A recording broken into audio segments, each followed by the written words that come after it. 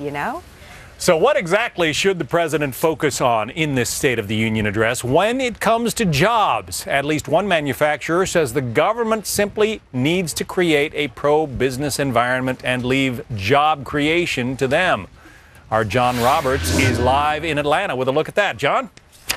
Good morning to you, John. You heard Senator Johnson talk about it just a minute ago. Lots of debate on the right and the left about how much the president should do to try to create jobs, how much more money the government should spend. Well, at one St. Louis area company we visited, a company that makes the tools and machines that other industries use to make things, they don't want the president to do more.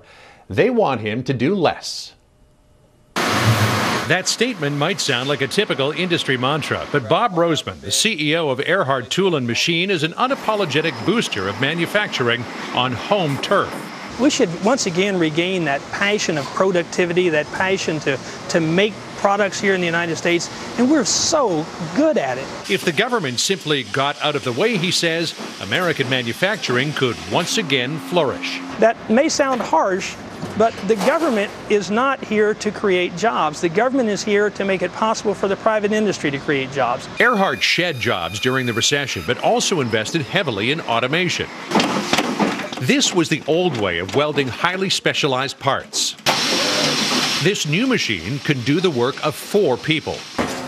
Survival, says Roseman, depends on doing more with less. But how to lower unemployment if machines are doing all the work?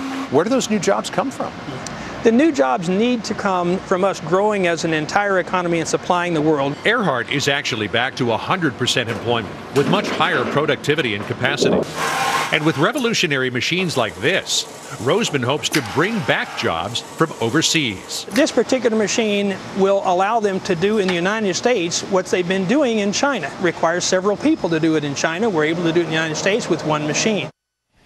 And wouldn't a lot of people think it was a good idea, John, if some of those jobs were to come back from overseas? There is a catch to all of this, though. While the new jobs in automation and the new economy, what manufacturing here in the United States believes may lead to a renaissance in making things at home, more knowledge is required, but they pay less than the skilled jobs that they are replacing. But with unemployment not expected to stabilize, according to government officials, for at least another 5, maybe even 6 years, less in the interim at least, maybe better than nothing at all, John.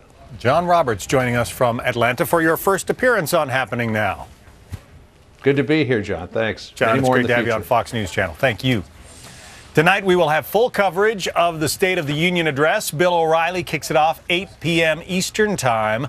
Then stay tuned to watch the president's speech live 9 p.m. Eastern Time. And don't go anywhere after the president wraps up.